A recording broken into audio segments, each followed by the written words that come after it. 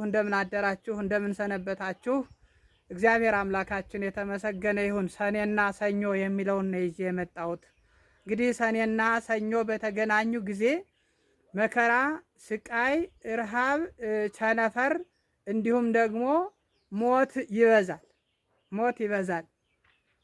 ይኸውም አባቶቻችን እንደነገሩን ሰኔና ሰኞ ሲገናኙ ስቃይ፣ ረሃብ፣ ቸነፈር፣ መከራ እንደሚበዛ ነግረውናል። እኛም በዓይናችን አይተናል። ይሄውን ደግሞ የተማራችሁ ምሁራን ምናልባት ከየትኛው መጽሐፍ ተጽፎ ይገኛል፣ የትኛው መጽሐፍ ነው ያለው፣ አፈ ታሪክ ነው ልትሉ ትችላላችሁ። በዓይነ ሕሊና ተመልከቱት፣ በዓይነ መንፈስ ቅዱስ ተመልከቱት። ወረድ ብላችሁ አልጋ ወርዳችሁ ካፈር ተኝታችሁ ከቤት ወጥታችሁ ዋሻ ገብታችሁ ሱባኤ ይዛችሁ ንስሐ ገብታችሁ ሱባኤ ይዛችሁ ተመልከቱት። እንዲህ ካልሆነ በመጽሐፍ ያልተጻፉ ብዙ ነገሮች አሉ። ለተጻፈ መጽሐፍ ባይኖርም አባቶቻችን እያሉ የቆዩት አበው የተናገሩት እንደማይቀር እንደሚፈጸም አይተናል፣ ሰምተናል። ትክክል ነው። የአባቶች አባባል አይቀርም፣ ይፈጸማል። በዓይናችን አይተነዋል፣ በጆሮአችንም ሰምተነዋል። ስለዚህ ሰኔና ሰኞ ተገናኙ። ሰኔና ሰኞ ሲገናኙ ምን ይመጣል፣ ምን ይከሰታል፣ ምን ይታያል የሚለውን በዝርዝር አስረዳችኋለሁ። አዎ ሌሎቹም በዓለም ያላችሁ የተማራችሁም ያልተማራችሁም በዓይነ ሕሊና በዓይነ መንፈስ ቅዱስ ተመልከቱትና የሆነውንና የሚሆነውን ታስተውላላችሁ።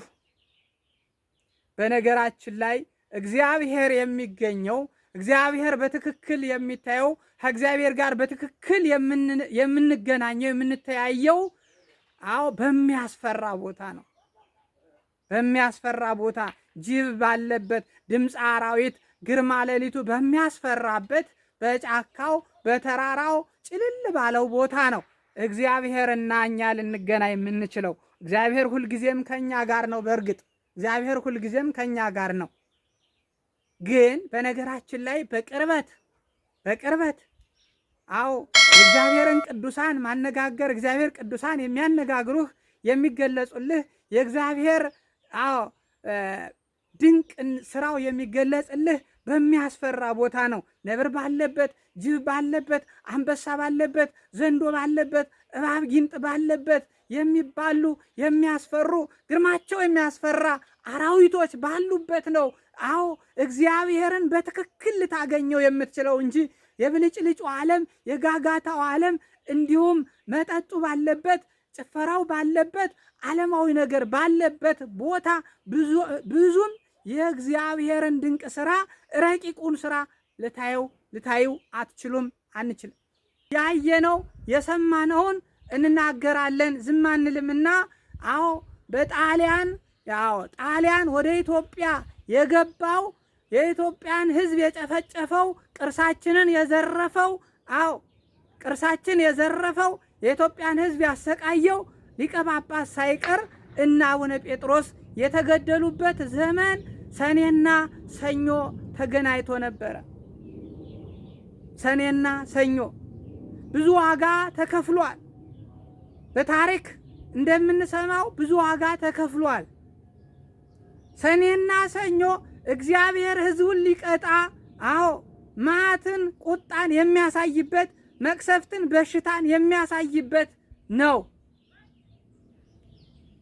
ዕለታት ሁሉ አንድ አይደሉም ወይ የምትሉ አላችሁ። ዕለታት ሁሉም አንድ ናቸው፣ ግን ደግሞ የቀን ክፉ አለው። አባታችን ኢዮብ ንብረቱ ሲያልቅበት፣ ልጆቹ ሲያልቁበት፣ በሽታ ሲጸናበት እንዲህ አለ፣ የተወለድኩባት ቀን የተረገመች ናት አለ። ስለዚህ የቀን ክፉ አለው።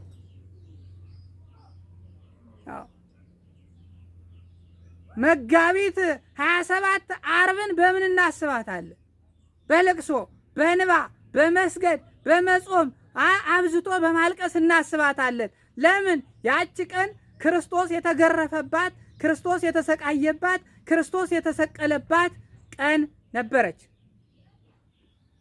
ለዚህ ነው ሁልጊዜም ዓርብን በመልካም አናያትም። ዓርብን የምናያተይ አዎ ምንም ክርስቶስ ተሰቅሎ ሙቶ ተነስቶ ቢያድነንም ከሞት ቢያነሳንም የመከራ ቀን ብለን እናስባታለን። የቀን ክፉ ስላለው ሰኞና ሰኔ ሲገናኙ ደግሞ የቀን ክፉ ነው። ሐሳዊ መሲህ የሚወለድበት አፈ ጎልዳፋ አዎ ሰውነቱ ከርፋፋ እጅግሩ ከርፋፋ አፉ ኮልታፋ የሆነው ነገር ግን ሰይጣን አድሮበት ኃይሉን አሳድሮበት ሕዝብን የሚጨፈጭፈው አዎ እኔ ክርስቶስ ነው የሚለው ሐሳዊ መሲህ የሚወለድባት ቀን ይቺው አዎ ሰኞና ሰኔ ሲገናኝ እሁድ ይጸነሳል። ሰኔ አንድ ቀን ሰኞ ይወለዳል። ስለዚህ ሰኔና ሰኞ ከባድ ናቸው። እንዳልኳችሁ ጣሊያን ሰኔና ሰኞ ሲገናኙ ወደ ኢትዮጵያ ገባ፣ ብዙ ቅርስ ዘረፈ፣ ቤተ ክርስቲያንን አፈረሰ፣ ክርስቲያኖችን ኢትዮጵያውያንን ጨፈጨፈ። ነገር ግን አባቶቻችን አዎ ታቦቱን አውጥተው ከድንኳን አድርገው በየጎዳናው 400 ምህላ ሲያደርሱ ቅዳሴውን እየቀደሱ ሲታገሉት ያለምንም መሳሪያ በቂ መዋጊያ መሳሪያ ሳይኖራቸው በእግዚአብሔር ቸርነት በቅዱስ ጊዮርጊስ ተራዳይነት በድንግል ማርያም እናትነት አሸንፈው ኢትዮጵያን ነፃ አውጥተው ከቀይ ግዛት አድነውናል ኢትዮጵያውያን። ስለዚህ ሰኔና ሰኞ አሁንም ከባድ ናቸው፣ ሲገናኙ ከባድ ናቸው። በ1958 ዓመተ ምህረት ሰኔና ሰኞ ተገናኝተው ነበር። ያን ጊዜ እርሃብ ቸነፈር ነበር። ዝናብ እየዘነበ እህሉም ማያፈራበት፣ ሳር እየበላ ከፍቱ የሚያልቅበት፣ ፍየሉም ያልቅበት፣ በጉም ያልቅበት፣ ንብረቱ አልቆ ድህነት የበዛበት የሞትና የመከራ ጊዜ ነበረ። እርዳታ ከውጭ ተለምኖ ኢትዮጵያ እርዳታ የማታውቀው ሀገር እርዳታ ለምና ክክ ተቀብላ እህሉ ወደ ኢትዮጵያ መጥቶ እንዳይበቅል ፈረንጆቹ ምዕራባውያኑ ከክተው እርዳታ የሰጡበት ጊዜ ነበረ። ከፍት ቆርበት ተበልቷል ይሉናል አባቶቻችን። እህል ጠፍቶ የከፍት ቆርበት የተበላበት ጊዜ ነበር። የከፍት ቆርበት እየተቀቀለ ማለት ነው። ማብራሪያውን ነው የምነግራቸው። ሰኔና ሰኞ ሲገናኙ ናልይ አሁንም በ1983 ዓመተ ምህረት የመጨረሻው የመከራ የስቃይ የመጨረሻው ጊዜ ነበረ። ደርግና ኢህአዴግ የተዋጉበት ስንት ሰዎች እጅ እግራቸው የተቆራርጦ አካላቸው የጎደለበት፣ እናት አባት ልጅ አልባ የቀሩበት፣ ብዙ እናት አባቶች ልጅ አልባ የቀሩበት፣ ብዙ ወንድሞች እናት አባት አልባ የቀሩበት፣ ብዙ ወንድሞች እህቶች እናት አባት አልባ የቀሩበት፣ ልጆች እናት አባት ልጅ አልባ የቀሩበት ጊዜ ነበረ። በዛንም ሰዓት አልፎ አልፎ ከብዙ ቦታ ላይ እርሃብ፣ ቸነፈር፣ በሽታ ነበረ። ፌራ የሚባል በሽታ ገብቶ ህዝቡን ሲጨፈጭፍ እኔ ራሴ ያውቃለሁ። ጉመደው የሚባል በሽታ ገብቶ ከፍቱን ሲጨርስ እኔ ያውቃለሁ። ጉርባ የሚባል በሽታ ገብቶ በጉን ፍየሉን ሲጨርስ በጉ ፍየሉ ራሳቸውን ሰውነታቸውን እየጋጡ ሰውነታቸውን እየቆራረጡ እየመለጡ እየበሉ ሲያልቁ ራሴ አይቻለሁ። በ2013 ሰኔና ሰኞ ተገናኝተው እንዲው የቀረ ያለ ይቦላ የተከሰተበት ቻይቤ የተስፋፋበት ጊዜ ሁሉ ሰኔና ሰኞ ሲገናኙ ነው። 2013 ሰኔና ሰኞ ተገናኝተው ነበረ። ኮሮና የሚባል በሽታ መጥቶ ህዝቡን ጨፍጭፎ አፋችንን አሳፍኖ እንዳንነጋገር ያደረገበት፣ ወንድምና እህት እንዳይገናኙ እንዳይሳሳሙ ያደረገበት፣ የተነፋፈቁ ወንድምና እህት እንዳይገናኙ ያደረገበት፣ እናትና አባት ልጆቻቸውን አርቀው የጣሉበት፣ ልጆች እናት አባታቸውን የሸሹበት፣ ወገን ተወገን የተለያየበት፣ ቤት ዘግተ የምታለቅስበት አሁን መጣብህ የምትልበት የፍርሃት ዘመን ነበረ። እንዲሁም ድርቅም ጭምር ነበረ። እዛም ቀጥሎ ሌላም ሌላ ነበረ። ዛሬም ሰኞና ሰኔ ተገናኝተዋል። አሁን ያለነው ሰኔ ላይ ነው። መባቻው ያባተው ሰኞ ነው እያልኩ ያለሁት ምህላ ጸሎት ያስፈልጋል።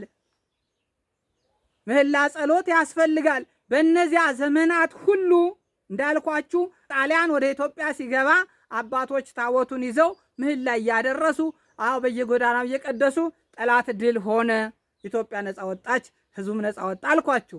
1958 ደግሞ ድርቁ ሲበዛ ታቦትን እያወጡ በየተራራው እያዞሩ ጽላቱን እያዞሩ በየተራራው እያዞሩ ምህላ እያደረሱ አባቶቻችን ሲጸልዩ ቀኑ ተመለሰ፣ እርሃቡ ተወገደ እላቸዋለሁ። 83 ዓመተ ምህረትም እንዲሁ መከራው ሲበዛ ብዙ አባቶቻችን እኔ ባደኩበት በማውቀው ሀገር ታቦት እያወጡ 7 ቀን ምህላ ያደርሱ ነበረ። እግዚአብሔር ደግሞ ምህረቱን ላከ ማለት ነው። 2013 ኮሮና በመጣ ጊዜም እንዲሁ ማይጠንት እየታጠነ ዙሪያው እየታጠነ ምህላ እየተደረሰ ሲጸለይ በተለይ እኔ በነበርኩባት ዘንዶ 10 ሐመረ ነው በዓታ ለማርያም ታቦት አወጥተን 7 ቀን ምህላ ስናደርግ ህዝቡ በማር እምነት ተፈወሰ። የማር እምነቱ በእኔ እጅ ተገኘ።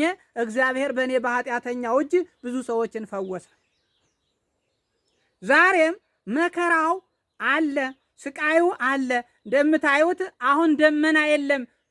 ሰኔና ግንቦት ክረምት ነው፣ ግን ደመና የለም፣ ዝናብም የለም። ፀሐዩም በርትቷል። ለከፍቱም ድርቁ በስቷል፣ ለፍየሉም ድርቁ በስቷል። በገጠር ያሉ አባቶች፣ እናቶች፣ ገበሬዎች ተጨንቀዋል። በከተማ ያለነውም ደግሞ ሙቀት በሙቀት ተጨንቀናል። ሌሎችም ነገሮች አሉ። ስለዚህ ምህላ ያዙ፣ ጸሎት ያዙ። አንድ ሆኖ በየአድባራቱ በየገዳማቱ በየአጥቢያ ቤተክርስቲያኑ በየዋሻው በየኮረብታው ያላችሁ ሁሉ እግዚኦ በሉ፣ እግዚአብሔርን ለምኖ ኤልሻዳይ ጽባዖት አማኑኤል አምላኬ አማኑኤል አምላኬ ማረነ፣ ተለመነነ፣ ይቅርበለነ፣ ማቱን ወደ ምረት ቁጣውን ወደ ትዕግስት አድርግልን፣ ከመከራው ሰውረን፣ እርስ በርሳችን ከመበላላት ሰውረን፣ ሰላሙን አምጣልን፣ ፍቅርህን ስጠን። ከሰማይ ያለውን ምረትህን ወደ መሬት ላክልን፣ ከመሬት ያለውን ማትህን ወደ ሰማይ አቁርልን እያልን እንጸልይ። ምእመናኑ መቁጠሪያችሁን ይዛችሁ ጸልዩ። ኤሎሄ ኤሎሄ በሉ። ኤሎሄ ኤሎሄ እግዚአብሔር ጽባዖት እያላችሁ አማኑኤል አምላኬ እያላችሁ ጸልዩ። መሐሪ ነውና ይቅርባይ ነውና ተለማኝ ነውና በምድር ስጋችን በሰማይ ነብሳችን እንዲምራት ይቅር እንዲላት።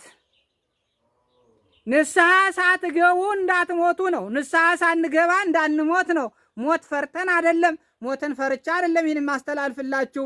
ግን ደግሞ ሕፃናቱ ያለ ዕድሜያቸው መቀሰፋቸው፣ አረጋውያኑ ጠዋሪ ቀባሪ ማጣታቸው፣ ወጣቶቹ በሐዘን መዋጣቸው ለምን? ስለዚህ ምሕረቱን ቸርነቱን እንለምነው፣ ይቅርታውን እንለምነው። የኃጢአታችን ውጤት መከራ ሁኗል፣ ሞት ሁኗል። የኃጢአታችን ውጤት ረሃብ ሁኗል፣ ችግር ሁኗል። ጫት ቤት ውጡ፣ ሲጋራ ቤት ውጡ፣ ሐሽሽ ቤት ውጡ። ምሕረትን ለምኑት፣ ፈጣሪያችሁን ፈልጉት፣ ታገኙታላችሁ። አንኳኩ፣ ይከፈትላችኋል። ፈልጉ፣ ታገኛላችሁ። ደጅ ምቱ፣ ይከፈታል። እግዚአብሔር መሐሪ ነው፣ ምሕረቱን ያወርዳል። ስለዚህ ይህንን መልእክት ለዓለም አድርሱልኝ፣ ለዓለም አዳርሱልኝ። ወስብሐት ለእግዚአብሔር ወለወላዲቱ ድንግል ወለመስቀሉ ክቡር።